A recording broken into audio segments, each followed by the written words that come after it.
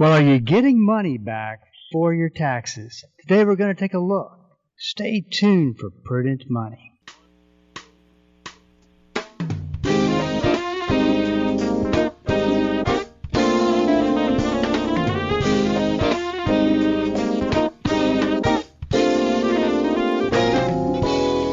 Good afternoon. This is Bob Brooks, and you are listening to the Prudent Money Radio Show. Thanks so much for joining me today. You know I do appreciate it.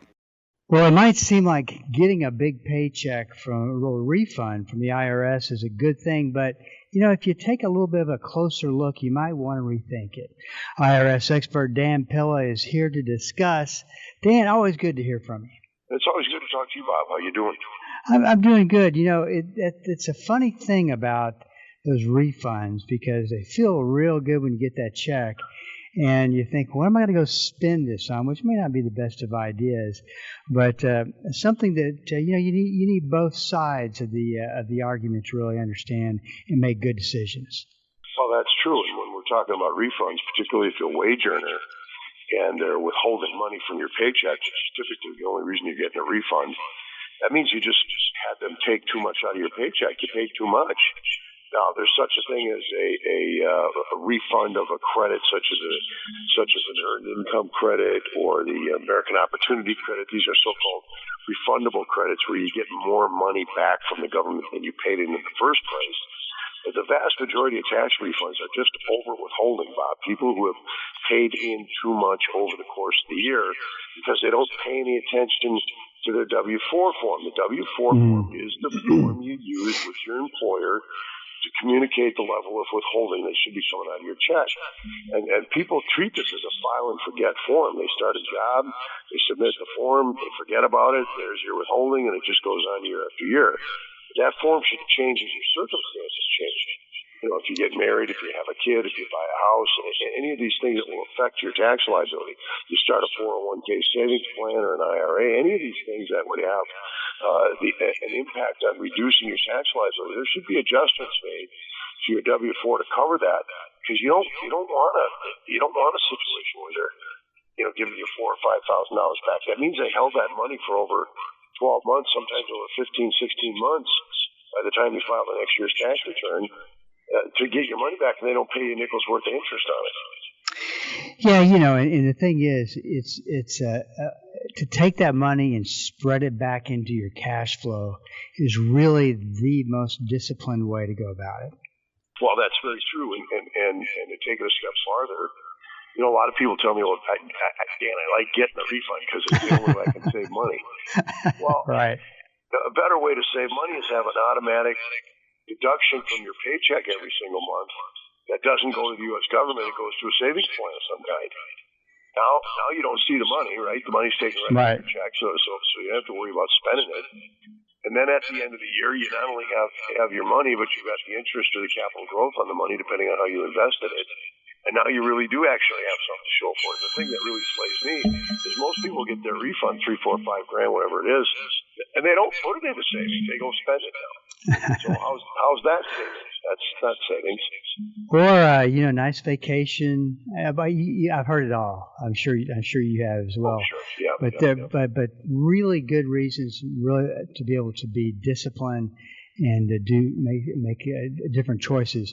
Now I've been seeing a lot of articles talking about how this year in particular, because of the tax cuts, that people are getting back larger than expected refunds. Is that pretty accurate? Yeah, it's quite accurate. In fact, what the numbers are compared to last year. Well, first of all, we got three major. There's really quite a number of things that happened with the one big beautiful bill that affected your 2025 tax liability. And number one is the limitation on tip income, right? A certain amount of your tip income is not taxable. A certain amount of your overtime pay is not taxable. There's an awful lot of people in the country that have overtime pay and tip income. They're not paying tax on all of it now. There's part of it that's excluded. And then you got what's called the enhanced standard deduction for seniors, which is an additional $6,000 standard deduction folks 65 years of age or older who fall under a certain income level, and that's designed to offset the tax on their Social Security income, right? So you got those three big things, and then you got additional, you got the adjustments in the state and local income tax deduction, which is huge. That was capped at $10,000. Yes. That's all you could deduct for state and local taxes was $10,000. Well, people in high tax states got pounded by that. Folks in California, Minnesota, where I live, New York, New Jersey, all those northeastern states, people got pounded by that. But that's now been pushed to $40,000. So then there's a couple other things too on the list, and all of those things conspire, Bob, to reduce the tax liability of middle-income Americans.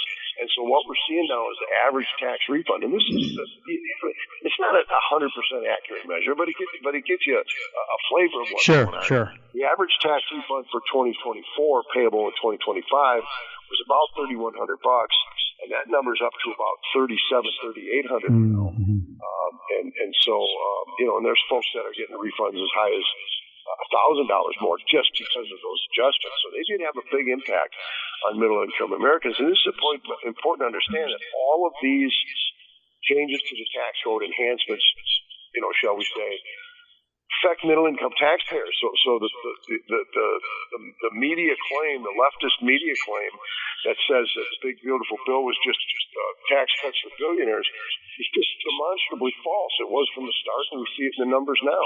It's middle-income Americans that benefited from these tax cuts. You mentioned this, talking about the larger standard deduction for seniors and effectively getting a tax break on Social Security. What do you I'm starting to read a lot of commentary about something's got to be done for Social Security, and of course I've always been from the thinking that they're going to get a way to at least put a Band-Aid on this and maybe solve it 30, 40 years from now, but do something today. I've started to see more and more articles talking about, well, it's just going to, it's going to be a 20% hit, as if they're probably not going to do anything about it. What do you think is going to happen? Well, the Social Security benefits, the combination of Social Security, Medicare, and Medicaid are the single largest budget item in the United States government, right? A lot of people think it's defense. It's not defense. Right? Defense is number 5 on the list behind those three things. Medicare, Medicaid, Social Security, then interest on the debt, which is almost $1 trillion a year now. And then defense comes in behind that. So there's only one way to get federal spending under control, and that's to control what's going on with Medicare, Medicaid, and Social Security. The problem is they just keep promising more benefits to a broader range of people, particularly with Medicaid, or Medicaid and Medicare. And so that is becoming a black hole of funding, because those liabilities are all promised, but they're unfunded. So there's got to be something done with them somewhere along the line, or what's going to happen is the payroll taxes, which are now 15%, 15.3% combined between the employer and the employee, those are just going to keep rising. And, you say 20%, 22%, heck, they might reach 30 or 40%, Bob. Controlled. Right. Yeah, I mean, it seems like it's just something that they continue to push down the road, and definitely something that's going to need to be taken care of. This is Bob Brooks, and you are listening to the Prudent Money Radio Show. IRS expert Dan Pilla, my guest today. He comes around once a month. Love to talk to Dan and talk about what's going on. It really seems to me, and I just see if you feel the same way.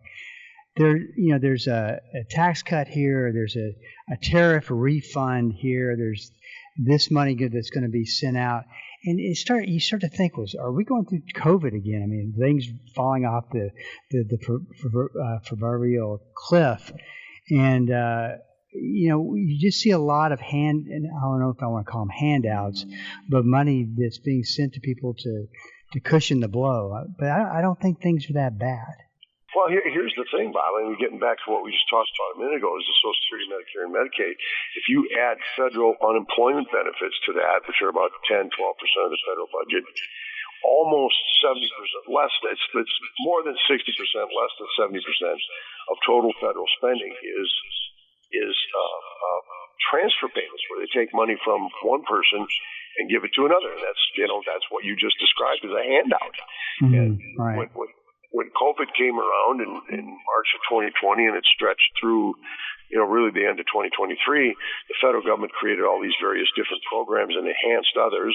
They enhanced the federal unemployment program to the tune of hundreds of billions of dollars. They created the paycheck protection program. They created the EIDL loans, right, for small businesses. They created the employee retention credit for. That's pretty impressive that you remember all that. Well, the combination of all these things, and there's a couple other things I could put on the list too that I don't remember. But the combination of all these things, it was about $9 trillion in additional fiat spending that they just pumped into the marketplace. And people can't understand. Well, why do we have inflation? Why did gas prices skyrocket? Why did the housing costs skyrocket? Why did this happen? Why did that happen? Look at all the fiat money that was pumped into the marketplace. Oh yeah, there's definitely so. One of the things that I love about you write a monthly tax newsletter, is the amount of information that you send out that you really can't find in the mainstream media. I was just looking through some of your latest editions today, and but this is the kind of information, I'm sure you'll agree because you write it, but this is information that people really need to know. Yeah, absolutely, it is. This is the kind of stuff that as you just said, you don't find it in the mainstream media. This is the stuff that I write that's specifically pointed at individuals and small businesses and tax professionals too. We have a kind of a mix of our audience here that I speak to and help through the day-to-day challenges of tax compliance. Which seems to be getting tough, more complex as we go on. In April's edition, you talked about the Taxpayer Assistance and Service Act that was just recently introduced in the Senate. Talk a little bit about the broad strokes of this bill, because I know you're a big advocate for it.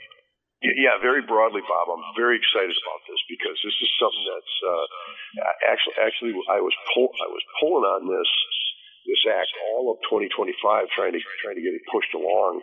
It finally got introduced into the Senate in April. And what this is a very broad approach to enhancing taxpayer rights.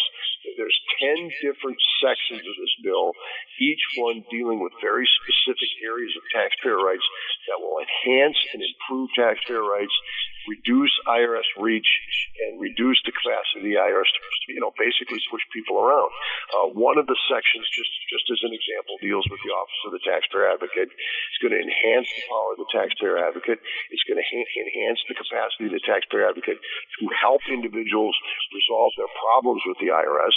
Taxpayer advocates, their job is to function as a liaison between the IRS and the taxpayer, and to push the IRS to do something they're not doing that they're supposed to do, or to stop doing something that they are doing that's causing hardship to taxpayers. And the key to the taxpayer advocate's office, Bob, is independence. And so this bill will not only enhance the taxpayer advocate's power to interface with the IRS, but limit even further, they're already limited, but limit even further the IRS's ability to meddle in taxpayer advocate affairs so as to maintain the independence, which is a good thing.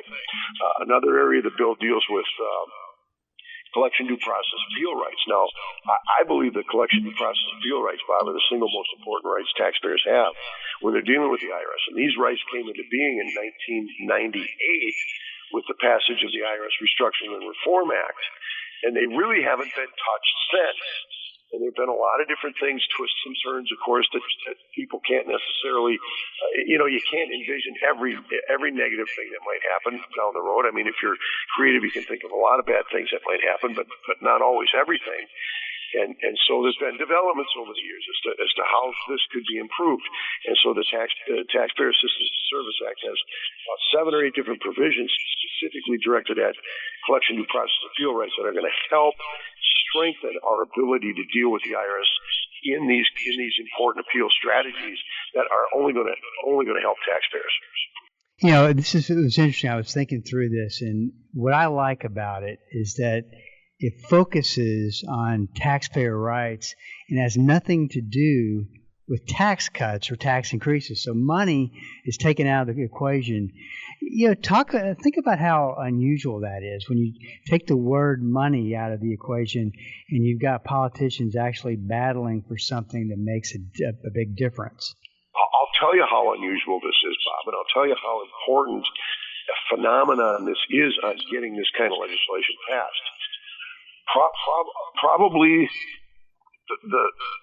one of the most liberal senators in the United States Senate is Ron Wyden from Oregon. Now, this guy qualifies as a first-class nut, as a matter of fact, in my opinion. Wyden has never supported one thing ever that was proposed by the White House, by a Trump White House, or I would extend that to say a Republican White House. Never, never, never. Wyden is as liberal a senator as we have in the United States Senate. And remember, we got Bernie Sanders and Elizabeth Warren. Says a lot. He is in that category of nut. Wyden is 100% behind the Taxpayer Assistance and Service Act. So what does that tell you? Yeah. This is Bob Brooks, and you are listening to the Prudent Money Radio Show. If you want more information on Dan, go to taxhelponline.com. I got that right, didn't I? That's right, taxhelponline.com. And if you buy any book off my website at any price point, you get a free 15-minute consultation directly and personally with me. It's all at taxhelponline.com. So once this, talk a little bit about the journey here from where the bill is now and how long it would take to actually get it put into law. Well, I really believe it's going to be law by the end of the year now. Last year, I was getting a little frustrated because it wasn't going anywhere. They released the bill in what they called a discussion format. So it was the language, the proposed language was released, but it was never in bill form, and it was never actually introduced in the Senate. Now, as of April, it was introduced into the Senate Finance Committee. The ranking member of which, by the way, is our favorite nut, Ron Wyden. And so between Wyden and Mike Crapo, who is the Republican chairman of the Finance Committee. These two guys are they're in lockstep. I mean, believe it or not, they're in lockstep on this bill. So the bill now has been formally introduced into the Finance Committee. It's been read twice, as the rules require. It was introduced in the Senate, read twice, and then referred to the Finance Committee for consideration. And the last I looked, they did not have a hearing scheduled. But now that it's in committee, Bob, I think it's going to move fast. I believe we'll have it by the end of the year, is my guess. You may have mentioned this, and I may really be missing something, but how much input did you get into writing, or did you get any input at all? Well, I'd like to tell you a bunch of crap about that, but it wouldn't be true. I didn't have anything to do with this bill. No, in fact, it's historically I've been consulted on this stuff from time to time. But my phone didn't ring on this one at all. But I like every word of it, Bob. There's very little in this thing that doesn't make sense to me. Let's talk a little bit about what's going on with the IRS as far as having an active commissioner. You talk a little bit about this in your newsletter. Treasury Secretary Pacent was at the head doing his job there and a job as Treasury Secretary, and you've seen a lot of changes. But the bottom line is we've gone through a long period where there hasn't really been one person that's their sole responsibility. Do you think that's a little unusual? It's unprecedented, Bob. But I've been doing this for north of 45 years. I've never seen a period of time where we've gone this long without a commissioner. Trump's nominated and confirmed commissioner was Billy Long, the former congressman from Missouri. He served for exactly 2 weeks, 20 days at the max. And he was gone, and we don't know why. And speaking of our friend Wyden the Nut, he started accusing Billy Long of taking bribes and all kinds of crazy things, and we're running an investigation and we're going to get to the bottom of this, and Long's not going to get away with this. Get away with what? They never did say what allegedly he did, and the administration, Trump's people, never said why they got rid of him. So we don't know. So and this happened last June, I think. So just about a year ago. We haven't had a commissioner since. So Scott Bassett was the acting commissioner, but federal law limits the period of time that somebody can serve in an active role, quote unquote, acting role as a leader of a major government agency. So he had to step down as acting commissioner. And so now there's a deputy commissioner that's supposedly going to step up and take that role, but the Trump administration created a made-up position called IRS CEO. Well, nobody knew. I don't know what an IRS CEO does. There's been no such thing as an IRS CEO until Trump made it up in October. So now we got this IRS CEO who happens to be the commissioner of the Social Security Administration. And so how does that work? So he's running the Social Security Administration. He's supposed to be the CEO of the IRS. But the CEO of the IRS has apparently undefined responsibilities that are supposed to be taken over by the deputy commissioner, who's stepping up because the acting commissioner can't be the acting commissioner anymore. It's a mess. So anytime anything like this happens, you look at it and go, it's really unusual. It shouldn't be happening that way. You get a good conspiracy theory of some sort working, because it just doesn't make any sense. Do you think? It makes no sense. It makes zero sense. And the only conspiracy theory I have with Billy Long is this. The guy never should have been the commissioner. Why Trump had appointed him the commissioner in the first place, I'll never know. I wrote an article about this way back in June when he was nominated. Well, way back in probably March when he was nominated. And the question I asked is, who the heck is Billy Long? He's got no experience of dealing with the guy. Billy Long was not a CPA. He was not an attorney. He certainly had no tax compliance experience. He had no tax enforcement experience. He was not on any of the tax writing committees when he was in Congress. He was in Congress for 12 years. Okay, that's fine. He was on the agricultural committees. That's what he did. His profession was that of an auctioneer and a real estate agent. Okay, that's great. That doesn't qualify you to be the head of the largest police force in the world. The IRS had 100,000 employees. Bob. This is a massive agency that touches almost every aspect of every business and individual in America. And the guy's got zero experience. Not just a little experience, Bob. Zero experience. So what was he doing there? I don't know. Well, when you get the conspiracy theory figured out, I'm sure you'll let us all know. Last question for you. It's that time of the year, or we're past that time of the year, just barely. But a lot of questions come out. One thing that comes that came through us a couple of times was, do I have to file a return in a situation you weren't reporting any income? What's the rules on that? Well, the rule is that the responsibility to file a tax return attaches to income, right? So a lot of people say, well, I don't have to file a tax return. I don't owe any money. In fact, the IRS owes me money, so I'll just get around to it when I get around to it. Well, the responsibility to file a tax return is based on income. And so if you got income in excess of certain amounts, that creates the filing obligation, whether or not you owe the money. And where people really get burned, and I see this a lot, is those folks that say, well, they owe me money, I don't owe them money, so I'll file it when I file it. If you file your tax return more than 3 years late, you lose your right to both a refund or a credit. Not only will they not give you the cash back, Bob, in the form of a check, they will credit that overpayment to any other tax year that you might owe for. So the money is just simply gone. So you got to pay attention to that situation and not get trapped there. Once again, Dan's website is taxhelponline.com. Go check it out. Dan, always great to talk to you. We'll talk to you next month. All right, look forward to it, Bob. Thanks. This is Bob Brooks, and you are listening to the Prudent Money Radio Show. If you've got a question for me, just go to prudentmoney.com and send it in, because we are all out of time. Till we do meet again next time, keep the faith and have a great rest of the day. That's all the time we have for today.